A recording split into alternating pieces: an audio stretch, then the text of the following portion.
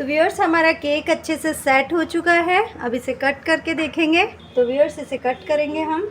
तो देखिए व्यूअर्स अच्छे तरीके से ये कैंडी जिसमें से निकल करके आ रही है।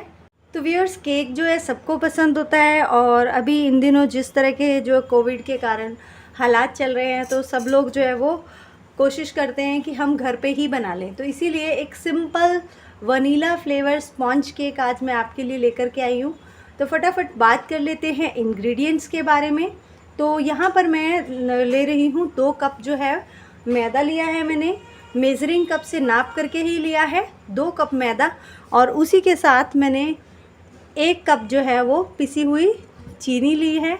और अगर आप ज़्यादा मीठा पसंद करते हैं तो आप चौथाई कप इसके अंदर और ऐड कर लें, यानी कि 1 कप और 1 कप के साथ चौथाई कप। और मैं यहाँ पर 1 कप ही ले रही हूँ क्योंकि हमारी जो व्हिपिंग क्रीम वगैरह होती है तो उसमें भी काफ़ी मीठा आ जाता है। अगर हम कोई कैंडीज़ या गनाश जो है इस्तेमाल कर रहे हैं तो उसमें भी काफ़ी मीठा आ जाता है। तो इसलिए 1 कप ले रही हूँ मैं यहाँ पर। 2 कप के साथ 1 कप जो है वो चीनी, 2 कप मैदा, और उसी के साथ यहाँ पर ले रही हूँ मैं बेकिंग पाउडर। तो बेकिंग पाउडर आपको नॉर्मली जो 1 टीस्पून ऐड करना होता है, यानी कि 1 चाय का चम्मच 1 कप के अंदर। तो यहाँ पर हमारे पास 2 कप मैदा है, इसलिए मैंने 2 चाय के चम्मच जो है ये लिया है।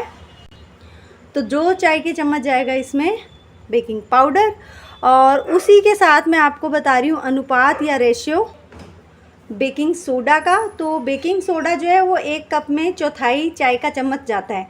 तो यहाँ पर मैंने जो है वो आधा चाय का चम्मच जो है वो बेकिंग सोडा लिया है 2 कप के हिसाब से। 1 टीस्पून मैंने लिया है यहाँ पर वनीला एसेंस। आपके पास फ्रेश वनीला बीन्स हों तो आप उसको दूध में उबाल करके भी उसका फ्लेवर जो है वो तैयार कर सकते हैं, तो वो पॉसिबल नहीं था, तो इसलिए मैंने जो है वो मार्केट में जो रेडी एसेंस आता है वो ले लिया है 1 टीस्पून। और इसी के साथ मैंने जो है वो लिया है आधा कप जो है वो तेल। आप कोई भी ऑयल, रिफाइंड ऑयल ले सकते हैं, देसी घी नहीं लें आप।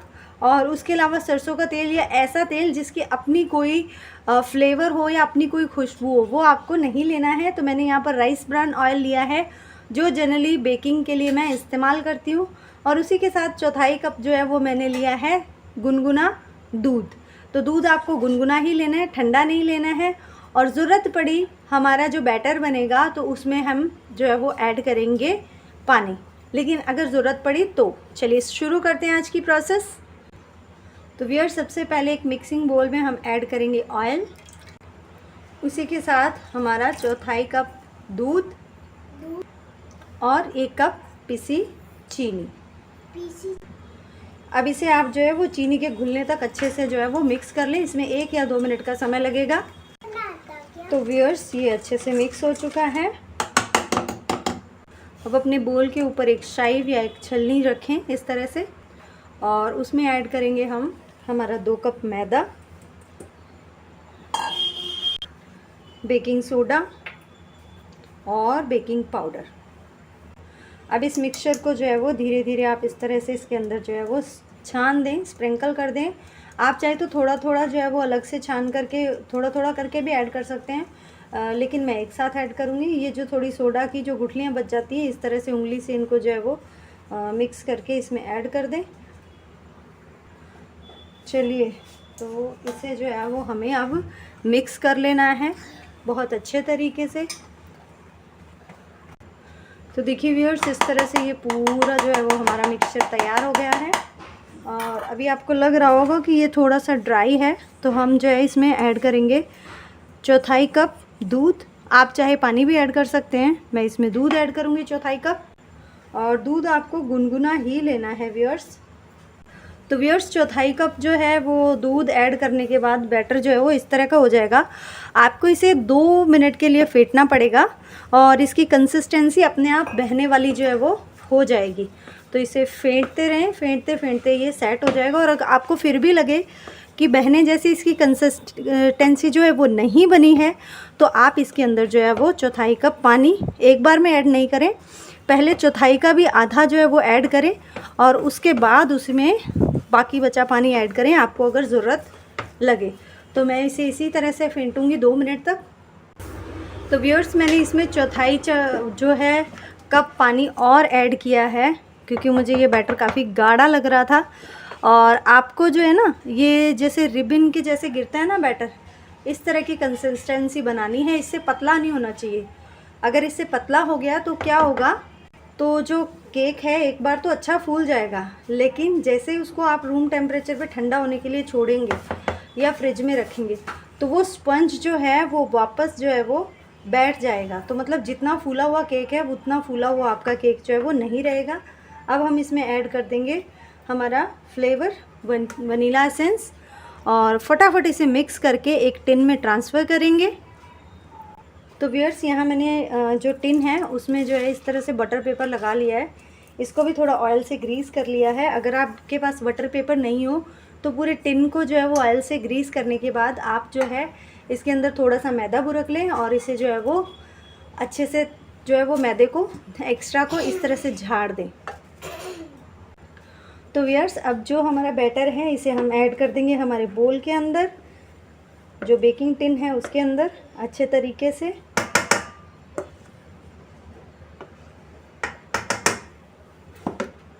और इसे जो है अच्छे तरीके से फैला देंगे। इसमें बबल्स उठने शुरू हो गए हैं, तो इसे जितनी जल्दी हो सके आप जो है वो इस तरह से टैप करें 2 से 3 बार, और बेकिंग के लिए रखना है।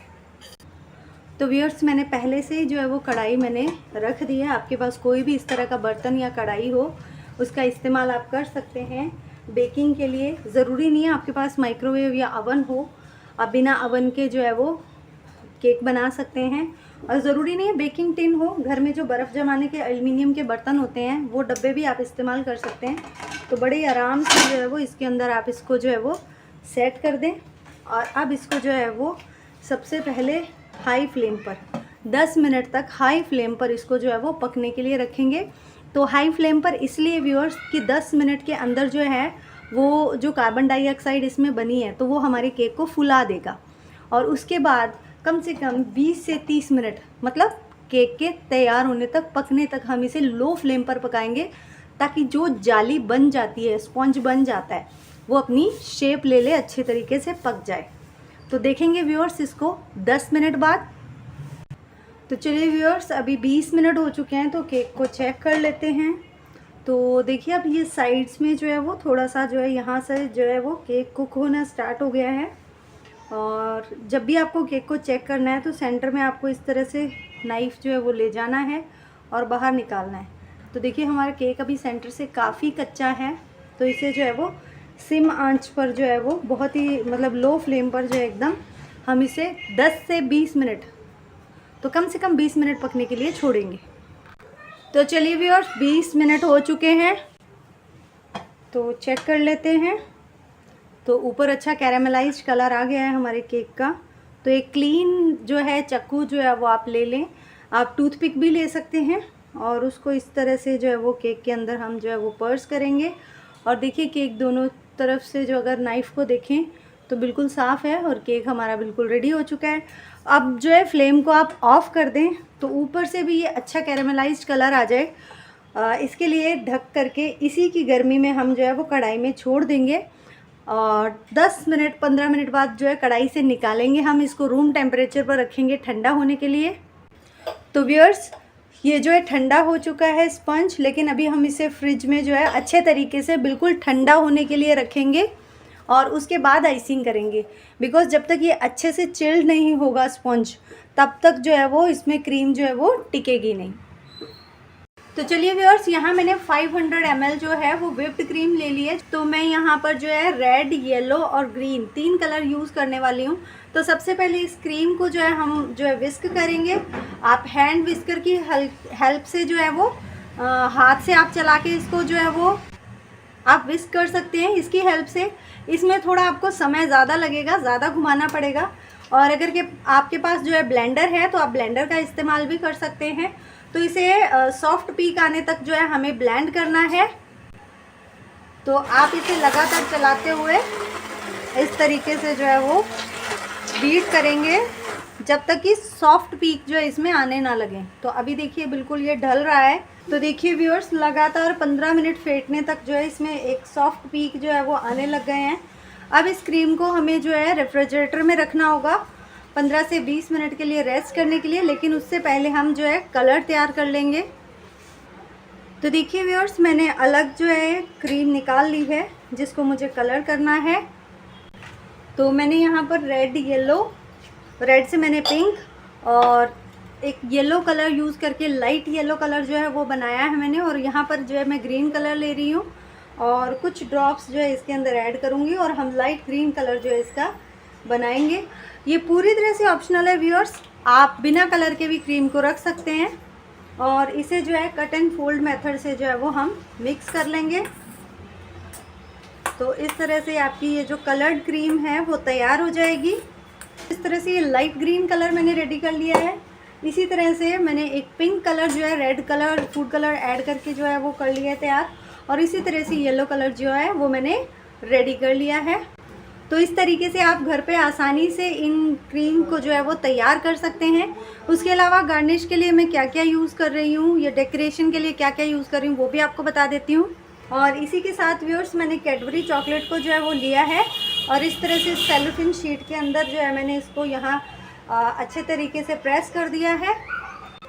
और व्यूअर्स, इसे मैं जो है इस तरह से रोल करूँगी। मैंने ये मेरी बेटी का जो है टॉय वाला जो है वो बेलन ले लिया है, तो इसे रोल करके मैं इसे फ्रीजर में रख दूँगी। ये जम जाएगा, अपनी यूनिक शेप ले लेगा। और उसके अलावा मैं कुछ कलरफुल कैंडीज़, जैसे ये ग्लूकोज कैंडीज़ है, बाज़ार में आसानी से मिल जाती हैं। कुछ कलरफुल जेम्स है, मैं ले रही हूँ इसको डेकोरेशन करने के लिए। और इसके अलावा चोको चिप्स भी आप यूज़ कर सकते हैं।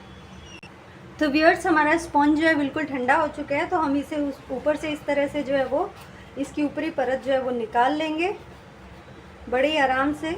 ये इसलिए ज़रूरी है कि जो शुगर सिरप हम ऐड करने वाले हैं वो आसानी से जो है वो ये सोख ले। अब इस पूरे स्पॉन्ज को हम जो है वो 3 हिस्सों में जो है वो 3 लेयर्स में कट कर लेंगे। और मैंने ये शार्प ब्लेड लिया है जो जनरली आरी में यूज़ होता है, मुझे इससे आसानी होती है। अगर आपके पास एक शार्प नाइफ़ है आप उसका यूज़ कर सकते हैं, पर मुझे ये सबसे बेस्ट लगता है। तो इसे 3 हिस्सों में हम काटेंगे। तो लीजिए व्यूअर्स, हमें इसको जो है 3 लेयर में जो है वो कट कर लिया है। 1 और ये 2 और ये 3 लास्ट वाली। तो व्यूअर्स, चलिए स्टार्ट करते हैं स्टेप बाय स्टेप आइसिंग। तो सबसे पहले मैं आपको बताना चाहूँगी, यहाँ पर मैंने एक कटोरी में जो है शुगर सिरप बना लिया है। सिंपल चीनी को मैंने पानी में घोल लिया है। शुगर सिरप जो है केक को मॉइस्ट करने के लिए ज़रूरी होती है। तो सबसे पहले जो सबसे लास्ट की जो लेयर है जिसमें क्रस्ट रहता है उसे हम यूज़ करने वाले हैं। तो सबसे पहले यहाँ पर थोड़ा सा जो शुगर सिरप है उसको यहाँ पर आपको स्प्रिंकल कर देना है, अप्लाई कर देना है। इस लेयर के नीचे आप जो है वो क्रीम भी अप्लाई कर सकते हैं। तो इस तरह से जो है एक क्रीम की हल्की सी लेयर जो है वो आप इसके ऊपर लगा दें। तो अब नेक्स्ट स्टेप जो करना है, इस परत के ऊपर हम जो है इस शुगर सिरप को जो है वो इस तरह से लगा देंगे।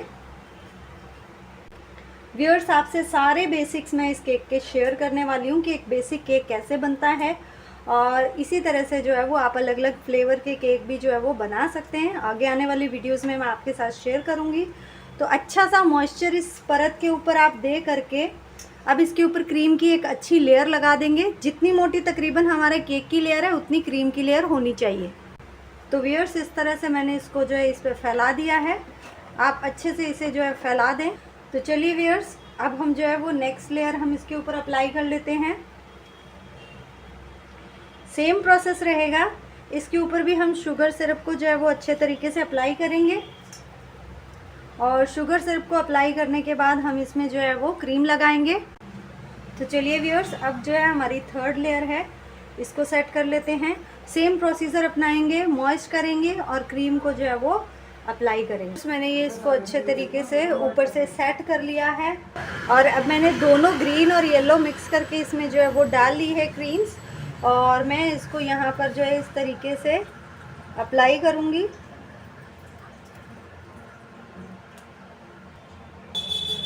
अब टॉप पर डिज़ाइन बनाने के लिए तो व्यूअर्स, इस तरह के छोटे छोटे फ्लावर्स जो है वो आप बना सकते हैं। आप जिस तरह का भी डिज़ाइन चाहें इसके ऊपर बना सकते हैं। तो व्यूअर्स इस तरह से आप चाहें तो इसको पूरा फिल कर सकते हैं। तो लीजिए व्यूअर्स, आपका बेसिक सरप्राइज वनीला केक जो है वो रेडी हो गया है। सर्व करने से पहले इसे जो है वो फ्रिज में रखेंगे सेट होने के लिए कम से कम 1-1.5 घंटा।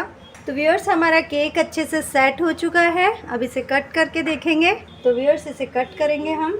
तो देखिए व्यूअर्स, अच्छे तरीके से ये कैंडी जिसमें से निकल करके आ रही है। तो आपका सरप्राइज केक तैयार है। ये मेरी कैंडी है क्या?